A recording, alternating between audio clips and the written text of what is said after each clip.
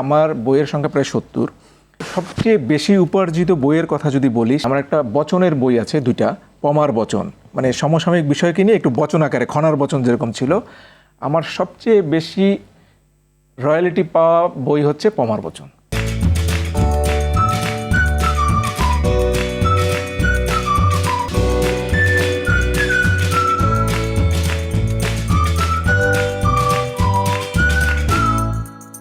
সুধীর স্বজন city bank নিবেদিত RTVর অক্ষরের গল্প আয়োজনে আপনাদের সকলকে স্বাগত জানাই। আমাদের বর্ণমালা, আমাদের অক্ষর, আমাদের ভাষা আগুন দিয়ে শেখা রক্তের ভেতর থেকে উত্থিত। আমাদের গল্প, আমাদের কবিতা, আমাদের ছড়া, আমাদের উপন্যাস, আমাদের নাটক, আমাদের কথিকা, সব কিছুর মধ্যে একটা অগ্নিময়তা আছে, একটা সংগ্রামশীলতা আছে।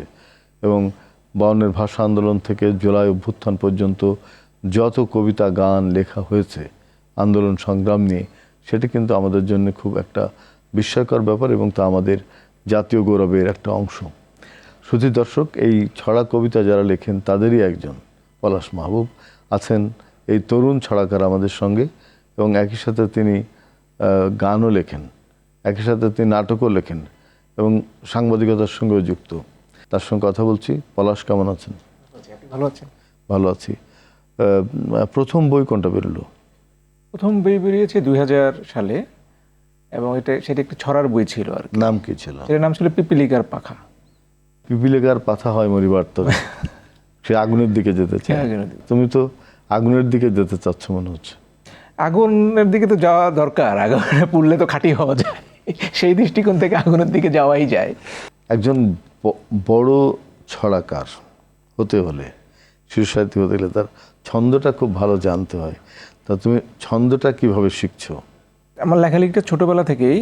আর আমাদের লেখক বা যে মানে খাত সেক্টরেই লেখালেখি করেন, কথা সাহিত্যিক হোক বা কবি হোক, ওনাদের একটা বড় অংশেরই কিন্তু শুরুটা ছড়া দিয়েই হয় আর কি। তো ছড়া আসলে ছন্দ তো শেখা তো দরকার। এবং আমার কাছে মনে হয় চর্চাটা, যদিও আমি বেশ কিছু বছর ধরে ছড়ার সাথে ওভাবে লেখা হচ্ছে না, কিন্তু আমার শুরুটা হয়েছে ছড়া দিয়ে। এবং আমি যখন স্কুলে পড়ি তখন থেকেই টুকটাক করে স্কুলের ম্যাগাজিন এবং স্থানীয় পত্রিকা, আস্তে আস্তে ঢাকার জাতীয় পত্রিকা, তখন আপনি তো জানেন যে আগে লেখা তো মানে ছোট যখন ছিলাম, পলাশ মাহবুব 6ষ্ঠ শ্রেণী 7ম শ্রেণী এভাবে বয়স দিয়ে দিয়ে একসময় আমি ধরেন একটা জায়গায় বয়স ঝরে গেল এবং সংখ্যাও প্রচুর লিখেছি। এবং আমার কাছে মনে হয় যে লিখতে লিখতে তুমি তো এখন রম্য লেখার দিকে বেশি ঝোঁক দেখি তোমার, না? কথা সাহিত্য এবং কিশোর উপন্যাসে একটু বেশি সময় দেওয়া হচ্ছে আর কি। টাকা পয়সা বেশি পাওয়া যায় সেজন্য নাকি? আপনি খুব ভালো জানেন যে লেখালেখি থেকে, হ্যাঁ অবশ্যই, ধরেন টাকা পয়সা যদি আমরাই করি। এবং মজার ব্যাপার আমি একটু বলি তালিন ভাই, সেটা হচ্ছে যে আমার বইয়ের সংখ্যা প্রায় ৭০। এবং আমার সবচেয়ে বেশি উপার্জিত বইয়ের কথা যদি বলি, সেটা খুবই ধরেন ওটা ওভাবে লেখা হয় না। আমার একটা বচনের বই আছে দুইটা, পমার বচন, মানে সমসাময়িক বিষয়কে নিয়ে একটু বচন আকারে, খনার বচন যেরকম ছিল। আমার সবচেয়ে বেশি রয়্যালিটি পাওয়া বই হচ্ছে পমার বচন, এবং সেটা এখন 15 বা 16 এডিশন চলছে আর কি। ছড়ার কয়টা বই তোমার? আমার ছড়ার বই 9টার মতো। এখানে কোনো রাজনৈতিক ছড়া আছে? নেই, সবই হচ্ছে কিশোর কবিতা। তোমার ধারণা যে বাংলাদেশে কিশোর কবিতায় একদম রবীন্দ্রনাথ থেকে শুরু করে এ পর্যন্ত সবচেয়ে বেশি কিশোর কবিতায় সবচেয়ে সাকসেস কার বেশি? এইটা খুবই কঠিন প্রশ্ন আসলে। এক এক সময় এক একজন বা এক একভাবে। কেন, তুমি নজরুলের নাম বলতে পারো না, নজরুল রবীন্দ্রনাথ ধরেন এটা তো বলার অপেক্ষাই রাখে না তারা আসলে। রবীন্দ্রনাথ আছে, রবীন্দ্রনাথের চেয়েও নজরুলের কিছু কিছু জায়গায় কাজটা একটু ভালো। যেরকম ভোর হলো দোর খোলো খুকুমনি ওঠরে, তোমার ছেলে জাগলে মাগো রাত হবে তবে, পাতাল ফুড়ে নামমনি চড়বো আমি আকাশ ফুড়ে, বিশ্বজগৎ দেখবো আমি আপন হাতের মুঠোয় পড়ে। কিংবা তুমি যদি আরও সামনে এগোতে থাকো, লিচু চোর, কাঠ বিড়ালি, ঝিঙে ফুল, এইসব কবিতা কিন্তু অসাধারণ কিশোরদের কবিতা। তুমি লেখক যে হচ্ছে এর মতো একটা অদ্ভুত কিংবা একটা চিন্তা থাকে সব লেখকদেরই, মানে সেই চিন্তাটা কি হতে চাও তুমি লেখক? আমি পড়াশোনায় মোটামুটি যত করেছি ভালোই, মানে ছাত্র হিসেবে ভালো ছিলাম রেজাল্ট অনুযায়ী। তো বিষয়টা হচ্ছে যে আমি যখন ছোটোবেলায় যে ফুটবল খেলতাম, খেলাধুলা তো আমরা করি, ক্রিকেট খেলতাম, কিন্তু আমার কাছে সবসময় মনে হতো যে আমি আসলে আমার বন্ধুদের অত না আর কি, এখানে আমি আসলে বেস্ট না, বা ঠিক আছে চলে আর কি খেলছি, এখানে আমি খুব বেশি ভালো করতে পারবো না। পারছি না, আমি একটা মিডিওকার এই হয়তো, কিন্তু ইন দ্য সেম টাইম আমি ওই বিষয়গুলোর ভিতরে এই হতাম, একটা তাগিদ বোধ করতাম, একটু লেখার আগ্রহী হতো শুরুর দিকটা, এবং একসময় একটু লিখতাম, স্কুলের দেয়ালিকায় লেখা দিতাম, ওখানে লেখা প্রকাশও হতো।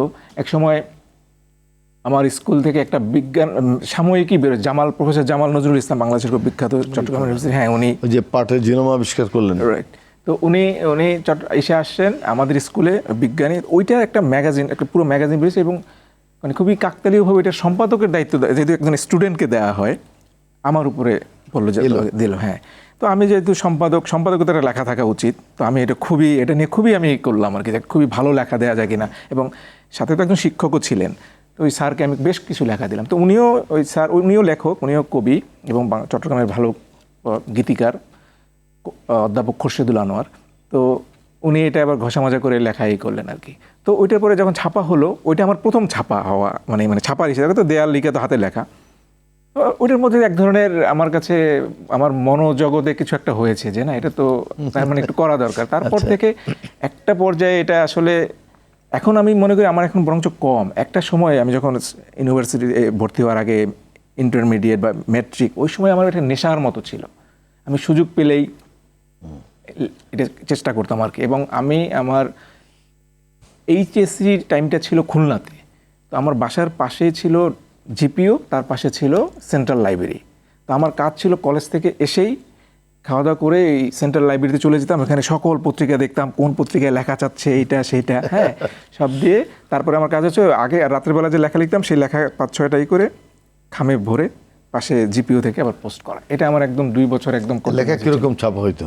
প্রচুর। এবং আমার এই যে বললাম, আমার তো পলাশ মাহবুব বয়স ক্লাস দিয়েই হয়েছে, পলাশ মাহবুব খালিশপুর খুলনা, প্রচুর লেখা ছাপা হয়েছে যখন আমি ছিলাম। আমাদের দেশে রয়্যালিটির এই যে না পাওয়ার ঘটনা, এটা কেন? প্রথম আমার কাছে মনে হয় যে এখানে প্রফেশনালিজমের একটা অভাব আছে, চর্চার অভাব আছে। এবং আমি যেটা হয়েছে, যে কারণে প্রথম দিকের এই অভিজ্ঞতা থেকে এক পর্যায়ে আমি দেশের প্রফেশনাল ইসের বাইরে আর যাই না। আমার এখন আমি হচ্ছে পাঞ্জেরির একক লেখক হিসেবে আমার বই সবচেয়ে বেশি, প্রায় 30টা। তো পাঞ্জেরির মধ্যে পেশাদারিত্ব আছে, পাঞ্জেরি টাকা পয়সা দেয়, আমারও দিছে কিছু। পাঞ্জেরির মধ্যে এটা আছে, আমার 30টা বই হয়ে গেছে পাঞ্জেরিতে। তারপরে হচ্ছে প্রথম আলোর যে ওরা একটা কিশোরদের একটা করেছে প্রো, ওইখানে আমি 2টো উপন্যাস দিয়েছি। আমি একটু এখন এগুলোকেই করে ফেলেছি যে তুমি বুঝে ফেলেছো লাইন কোনটা, এই ছড়া লিখে টিকবো না। না, কারণ হচ্ছে কি ভাই, প্রফেশনালিজম থাকতে হবে, হ্যাঁ, তা নাহলে হবে না। যে হুমায়ুন আহমেদ এত বড় হয়েছে, প্রফেশনালিজম ছিল, এবং এই প্রফেশনালিজম না থাকলে লেখক সবারই অ্যাকাউন্টেবিলিটি থাকা উচিত। তার মানে ভিত্তিটা তৈরি না হলে সে লিখবে কেন? আমরা জানি যে বই অন্যান্য প্রোডাক্টের মতো চলে না, বা আমাদের দেশে পাঠকের সংখ্যা কম, কিন্তু একটা লেভেলে তো আছে। সো ওই অ্যাকাউন্টেবিলিটি 5000 বই বিক্রি হওয়ার মতো অবস্থা আছে? সবার নেই না, মানে 5000 পাঠক আছে যারা কিনবে বই, ভালো বই হলে কেনে। আছে আচ্ছা, আচ্ছা, 20 কোটি মানুষ, 22 কোটি মানুষের দেশ, কিন্তু সেটা তো 5000 হওয়া উচিত, 50,000 হওয়া উচিত, 1 লক্ষ হওয়া উচিত, কিংবা 5 লক্ষ হওয়া উচিত। মানে আমি একটা ইসের কথা বলছি, মানে টোটাল তো অনেক বেশি। জাতি বই পড়ে না, এটা তো তাহলে তো তাই মনে হচ্ছে নাকি? নিঃসন্দেহে, এতে তো কোনো সন্দেহ নাই। এখন তো পলাশ, তুমি শুরু করেছো উপন্যাস লেখা। উপন্যাস লিখলে অন্তত কবিতার মতো না খেয়ে তো আর মরতে হবে না, কিছু ডাল ভাত তুমি পাবে। আর যদি আরো ভালো লেখো তাহলে অনেক বেশি কিছু পাবে। এবং আমি মনে করি যে আমাদের দেশে, তোমার কি মনে হয় অদূর ভবিষ্যতে কোনো ভালো পাঠক শ্রেণী গড়ে উঠবে যারা বই কিনবে অনেক বেশি? আমি আশাবাদী, কারণ আশা না থাকলে তো আসলে খুবই মুশকিল হয়ে যাবে। আশায় বসতি। এবং যেটা হচ্ছে যে ফ্যাশন যেরকম ফিরে আসে, বেল বটম একসময় ছিল খুবই জনপ্রিয় ফ্যাশন, এটা পরবর্তীতে এটা তো ফ্যাশন না, এটা তো প্রযুক্তি। তোমার প্রযুক্তি আরো উন্নত হয়, দেখা গেল যে বইটই পড়তে হবে না, তুমি বাতাসের মধ্যে টাচ করবা, এটা বলবা যে এটা ও আইসা এখানে বসে রাখবো না। কিন্তু একটা জিনিস, এখন এআই নিয়ে যেটা আমরা বলছিলাম, যে এআই এর পর এখন কিন্তু একটা পাল্টা বিষয় আসছে, হিউম্যান টাচ, যে মানবিক স্পর্শ, এটা কিন্তু খুব গুরুত্বপূর্ণ। হ্যাঁ, মানবিক স্পর্শটা আসলে খুব দরকার, কিন্তু সেই স্পর্শ তো এখন হারিয়ে যাচ্ছে।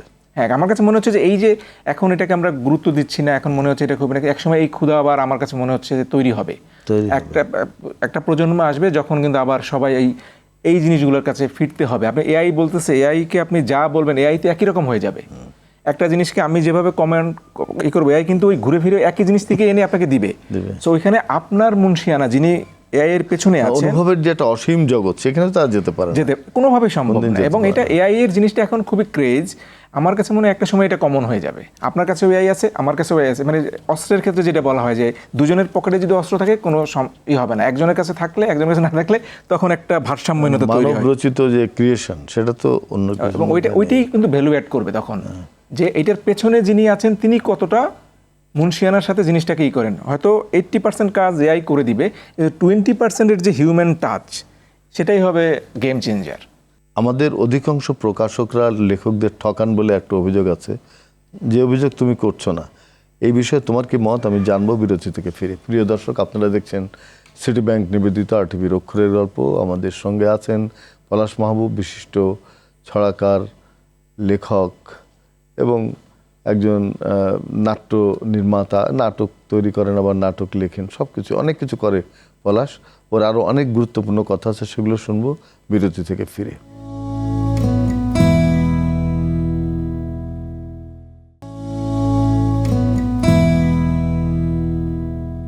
প্রিয় দর্শক, আপনারা দেখছেন সিটি ব্যাংক নিবেদিত আরটিভির অক্ষরের গল্প। আমাদের সঙ্গে আছেন পলাশ মাহবুব। ফিরছি তার কাছে আবার। পলাশ, এই যে প্রশ্নটা করেছিলাম যে মানে লেখক প্রকাশকরা ঠকায় লেখকদের, আসলে কি ঠকায়? আমার কাছে কোনো প্রমাণ নেই, কিন্তু এটি নিয়ে একটা তুমুল আলোচনা আছে এবং এই আলোচনা একটা লম্বা সময় ধরেই আছে। এবং প্রচুর এরকম অভিযোগ আমরা দেখি। আমাদের পরিচিত লেখক, বিশিষ্ট লেখক, খুবই সিনিয়র লেখক, তার অনেকেই বাংলাদেশের। কিন্তু প্রকাশকরা তো বই বিক্রি হয় না, আমি দেবো কোথার থেকে, এরকম অভিযোগ আছে। মানে পাল্টাও তাদের অভিযোগ না, এটা তাদের জবাব আর কি। আমি মনে করি একটা নতুন বই বেরোলে তার একটা প্রমোশন হওয়া দরকার, এবং বড় লেখক তৈরি করার জন্য তার কিছু রসদ তৈরি করতে হয়। একদিনে তো পলাশ মাহবুব হবে না, তার তো অনেক শ্রম লাগে, একটা দীর্ঘ পথ সে পার হয়ে এসছে, আরও সামনে যেতে হবে। এখন আমরা যদি পথে কাঁটা বিছিয়ে রাখি তাহলে তো সে হাঁটতে পারবে না। হ্যাঁ, আপনার জায়গা তো তৈরি করে দিতে হবে, অ্যাটলিস্ট স্পেস তো দিতে হবে। মাঠ না থাকলে খেলবে কিভাবে, খেলোয়াড় হবে কিভাবে? ওই জায়গাটা তৈরি করে দিতে হবে। একটা শৌখিন মজদুরি তো নয় এটা। বইয়ের দোকান না থাকলে, বইয়ের দোকান যদি থাকতো কিছু মানে হাতের কাছে, তাহলে কিছু কিন্তু কেনা হয়। আমরা যখন মার্কেটে যাই সব কিন্তু প্ল্যান করে কিনি না, এই চোখের সামনে পরেও কিনে ফেলি। চোখের সামনে যদি দুইটা বইয়ের দোকান থাকে তাহলে বই কিন্তু বিক্রি হয়। এটা নাই তো, কিছু অল্প কিছু তো হবেই। চোখের আড়ালে যে বলে না যে মনের আড়ালে, এরকম একটা ব্যাপার, বইকে কেউ রাখতে হবে এবং এটাকে বিশেষ প্রণোদনা দিতে হবে। না হলে কিন্তু আসলে আমাদের যে শিক্ষার যে আজকের অবস্থা, সেটা সবকিছু কিন্তু আমাদের স্কুল কলেজগুলোতে একটা এই যে গল্প, কবিতা, উপন্যাস, এগুলো পড়ার জন্য এটা আর একটা কারিকুলাম থাকা উচিত ছিল, যে সবাইকেই এই 5টা বই অন্তত সে ম্যাট্রিকে পড়বে, এই শিশুতোষ রচনাগুলো পড়বে। ফ্রান্সে আছে, ইংল্যান্ড, সব বড় বড় দেশে আছে। তা আমাদের দেশের শিক্ষা ব্যবস্থাকে কি ঢেলে সাজাতে হবে? নিঃসন্দেহে। এটা তো মানে শুধু পাঠক, মানে আমার কাছে মনে হয় শুধু যে মানে আমাদের এই সৃজনশীল বইয়ের ক্ষেত্রেই শুধু না, আমাদের কিন্তু এই শিক্ষা ব্যবস্থায় অনেক ত্রুটি ইতিমধ্যেই আমাদের সামনে আসছে আর কি। তো আমার কাছে মনে হয় যে সামগ্রিকভাবে, এবং এটাকে একটু বাইরের যেসব একেবারে প্রুভেন মডেল আছে, বিশ্বের অনেক দেশে আছে না, একেবারে প্রমাণিত হয়েছে সফল মডেল, সেগুলো থেকেও একটু মানে দরকার হলে অভিজ্ঞতা নিয়ে এটাকে করতে হবে। নাহলে মানে আমাদের এবং এটা যদি না হয় তাহলে কিন্তু আমাদের পরবর্তী সামনে যারা যেসব আসবে, এখানে কিন্তু বিরাট একটা আমার কাছে মনে হয় আমাদের শুধু বইমেলা কেন্দ্রিক বই প্রকাশ, এটা সম্পর্কে তোমার কি ধারণা? বইমেলা এলে বই এর আগে তখনও কি অতিরিক্ত উপচে পড়ে আর কি, দরকার নাই, ভুলভাল বানান টানান থাকে না, মানে তাড়াহুড়া করে এটা এই যে সবকিছু মিলে যে মানে একটু ওই ধরেন আপনি তখন শিল্পকলার দায়িত্বে আছেন, একটা সেন্ট হাব করা উচিত। মানে ধরেন যে পড়াশোনার একটা থাকবে, বই পড়বে, আড্ডা দিবে, এই জিনিসগুলো কিন্তু নাই আমাদের ঢাকা শহরে, কিন্তু নাই। আমরা করি গসিপিং, মানে নাই তো, সুযোগ নাই। এই জন্য কিন্তু এই জিনিসগুলো একটু দরকার। তুমি দেশের বাইরে গেছো? গিয়েছি। জি। কোন কোন দেশে গেছো? আমি যে সাউথ কোরিয়ার কথা বললাম, এটা আমি একটা টেলিভিশন প্রোডাকশনের উপর একটা স্কলারশিপ নিয়ে গিয়েছিলাম সাউথ কোরিয়া। এটা সাউথ কোরিয়া সরকারের ছিল। তারপরে China, communication university of China, সেখানে আমি কনভার্জেন্ট জার্নালিজমের উপরে, ওখানেও আমি প্রায় 1 মাসের বেশি সময় একটা স্কলারশিপ নিয়েছিলাম। এগুলোই। তারপরে অন্যান্য তো ইন্ডিয়াতে তো আমাদের হয়, ইন্ডিয়াতে আমি পুরস্কারও পেয়েছি। ইন্ডিয়াতে আপনি জানেন যে ভারত সরকারের একটা ইয়াং প্রফেশনালদের নিয়ে তাদের একটা আছে, 100 মেম্বার্স ডেলিগেশন। হ্যাঁ, ইয়াংদেরকে নিয়ে যায়। আমি 2014 সালে বাংলাদেশের থেকে লেখক হিসেবে গিয়েছিলাম, এবং ওখানে আমি আমার পুরো যে আমাদের টিমটা ছিল, আমি ওই তখন প্রণব মুখার্জি ছিলেন রাষ্ট্রপতি, ওখানে আমি বক্তব্য রেখেছি আর কি। তো ইন্ডিয়ায় তো, তারপরে কলকাতায় তো আমাদের লেখালেখির কারণে আমার যেহেতু যে আমাদের বইটই তো কলকাতায় যায়, পাঞ্জেরির তো ওখানে শোরুমই আছে, সো ওইটা একটাই আছে। মালদ্বীপ, এছাড়া এরকম মালয়েশিয়া যাওয়া হয়েছে বিভিন্ন সময় কাজের ক্ষেত্রে। তবে আমার একটা ইয়ে আছে যে আমি মানে যেখানে গেছি আসলে ওই ধরনের ইনভাইটেশনই তো গিয়েছি। ওই লেখকদের অবস্থা কি? আমাদের জীবনমান আমাদের চেয়ে উন্নত? নিঃসন্দেহে। আপনার এটা তো বলার অপেক্ষা রাখে না যে আপনার ওইখানে ধরেন কোরিয়ার কথা যদি বলি, কোরিয়া তো মানে লেখালেখিতে মানে ওদের কিছু লেখকের আমি নানা কারণে ওই সময় যখন ছিলাম আমি দেখেছি ওদের পেপার পত্রিকা বা এই বইয়ের ওদের অন্য লাইফ স্টাইল তাদের আসলে। এবং তারা ধরেন ওই যে আমাদের তো ধরেন এমন, আমার নিজেরই তো এমন মেলা গেছে 8টা বই বের হয়েছে, আর ওদের 8 বছরে একটা বই বের হয় হয়তো, কথার না কথা বেরোয়, কিন্তু সেই বইটা ওইটা দিয়ে বেরোলো ওই একটা দিয়ে কাজ ওইটা কাজ ছাড়া। শেষ, ওটা দিয়ে নানা রকম দিয়ে ওদের এটা দিয়ে হয়ে যায়। তা আমাদের যে টিভি চ্যানেল হ্যান এখানে তো লেখালেখি করে সেখানে তো তেমন কিছু প্রাপ্তি নেই। আমাদের যে এখন জীবনযাত্রা ঢাকা আমাদের, আমি পুরো আমাদের বাংলাদেশে যে যে জীবনযাত্রা ব্যয়টা হয় সেটা দিয়ে কমন, যদি আপনি নর্মালি ধরেন এটা দিয়ে একজন, আমার কাছে মনে হয় না যে বাংলাদেশে আপনি যদি আপনি খুব ভালো জানেন কয়জন লেখক এটা দিয়ে শুধু লিখে সার্ভাইভ করতে পারবে। একজন লেখক হিসাবে মানে স্বপ্ন কি? তোমার তো একটা স্বপ্ন আছে। এই লেখালেখি তো বই প্রকাশেরই 26 বছর হয়ে গেছে আমার, হ্যাঁ 70 বই হয়ে গেছে। তো আমার মানে একটু আমার চিন্তা এবং চেতনায় লেখালেখি নিয়ে একটু পরিবর্তন আসছে। আগে ধরেন একটা ছিল যে বললাম যে অনেক বই বের করতে হবে, অনেক বই উপন্যাস থাকতে হবে, এটা থাকতে হবে, ওটা থাকতে হবে, হ্যাঁ। সো এখন আমার একটু রিভার্স হয়ে গেছে। আমি আসলে হ্যাঁ ঠিক আছে এখন হয়ে গেছে, এখন বেঁচে থাকলে স্বাভাবিক জীবন পেলে একটা দুইটা বের হলে হবে, আর বেশি বইয়ের দরকার নেই। কিন্তু আমি এখন যেটা চাই যে ঠিক আছে একটু সময় নিয়ে লেখি, কিন্তু একেবারে সিগনিফিকেন্ট কিছু, যে না এটা একটা ভালো একটা। তোমার স্ত্রী পছন্দ করে তোমার লেখালেখি? পছন্দ করে মানে ওরকম না যে অপছন্দ করে তা না, অবশ্যই পছন্দ করে। বলো না, তুমি তো বাজার টাজার করছো না, সাধারণ কোথায় থাকো, লেখালেখি করো কি করে? না, আমি আবার একটু ডিফারেন্ট আর কি, আমি আসলে ওরকম না, আমি সবকিছু একটু ধরেন ওই যে বললাম আমি লেখালেখিটা একেবারে যে কন্টিনিউয়াসলি প্রতিদিন করতে পারি সংসার বিমুখ না? না না না, নিশ্চয়ই বৈরাগ্য সাধনে মুক্তি সে আমার আমি নয়। ওগুলো বিশ্বাস করি না আসলে। আমি আসলে যে আপনি যেরকম আমি আসলে এরকম লাইফ স্টাইলে, এবং আছে না আমাকে অনেকে বলে যে আমি এটা সচেতনভাবে এড়াই যাই, যে মানে ঝোলা টোলা কাঁধে ঝোলা না। ইম্পসিবল। আমাকে অনেক ধর বই মাঝে একটু পাঞ্জাবি পরে আসে, আমি পাঞ্জাবি কিন্তু পরি নর্মালি করি, কিন্তু যখনই বলে আমি করি না, কারণ আমি চাই দিস ইজ নট ব্র্যান্ডিং, এই ব্র্যান্ডিং থেকে বেরোয় আসতে হবে। হ্যাঁ, শেষ। লেখকরা অনেক স্মার্ট, হ্যাঁ আপনি এইভাবে ব্র্যাকেট বন্দি করা যাবে না। ওই সময়ের বাস্তবতায় কে কি করেছে সেটা অবশ্যই ঝোলার আছে। দিন শেষ। মানে হ্যাঁ সেটাই, এটা এখন আমরা তো সময়ের সাথে, লেখকরা হচ্ছে সবচেয়ে আধুনিক ধরতে হবে, তাই না? সো আপনি ওভাবে ইন্টেনশনালি বা ওই যে একটা পোর্ট্রে করা এটা হবে না। লেখক অনেক স্মার্ট, এবং অনেক স্মার্ট লেখক আপনার যে আপনি মিলন ভাইয়ের কথা বললেন, অনেক পোশাক আশাক আপনি নিজে আরো অনেকে, আমি নাম বলতে গেলে অনেকের নাম হবে, সো ওইটা Thank করা you. যাবে না। তুমি যে এই আদর্শ নিয়েছো সেটা আমার খুব ভালো লাগছে। এখন একজন লেখক হিসেবে তোমার স্বপ্নের কথা বলো, তারপর আমরা শেষ করে দিই। স্বপ্নের কথা অবশ্যই, যে ওই যে আপনি বললেন যে অবশ্যই আমি চাই, কারণ আমাদের এখানে আমরা জেনে এসেছি এখানে ওরকম অর্থ নাই, বিত্ত নাই, আছে সম্মান, আপনি যেটা বলেছেন অমরত্ব। তো আমার লক্ষ্য ওইটাই আর কি, যে এমন কিছু করতে চাই আমার জীবদ্দশায় যেটা অন্তত আমাকে বাঁচিয়ে রাখে। সো এটাই আমার এই যে এখন সংখ্যার দিকে আর এই হচ্ছে না, আমার বয়স অনুযায়ী যথেষ্ট বই হয়ে গেছে, এখন আমি যা করতে চাই কিছু সিগনিফিকেন্ট কাজ করতে চাই। আমার একটা ভালো পাঠক গোষ্ঠী আছে কিশোর সাহিত্যে, যেটা দিয়ে আমি শিশু একাডেমি পুরস্কারও পেয়েছি। তো আপনার যেটা হচ্ছে আমার হচ্ছে যে কিশোর সাহিত্যের জন্য, এবং যে সাহিত্যই আমি করি কিছু ভালো কাজ করে যেতে চাই। ধরো উইলিয়াম গোল্ডিং, হ্যারি পটার, মানে জিকে রাউলিং, এদের মতো বাচ্চাদের কোনো বিষয় নিয়ে এমন লেখা তুমি লিখতে চাও কিনা যা সত্যি সত্যি তোমাকে অর্থনৈতিকভাবে এবং আমি বলবো যে রাইটার হিসাবে অর্থনৈতিকভাবে এটা আমার হাতে নাই, বড় করে রাখবে? অর্থনীতি তো এটা ধরেন একটা আমাদের আর্থসামাজিক বাস্তবতার উপরে এর উপর নির্ভর নির্ভর করে। হ্যাঁ, কিন্তু আমার হাতে যেটা আছে, আমি একটা ভালো কাজ, অসাধারণ কিছু করতে চাই, যেটা মানে যদি আমি সিম্পলি বলি যে ওয়াও, সবাই বলে যে এরকম একটা ওয়াও হয়েছে, তো আমার আসলে লক্ষ্য এটাই যে একটা কাজও যেন মানুষের বেঁচে থাকার জন্য 100 বই লাগে না, একটা বইও লাগে না, একটা লেখা লাগে, একটা লাইন লাগে, একটা লাইন।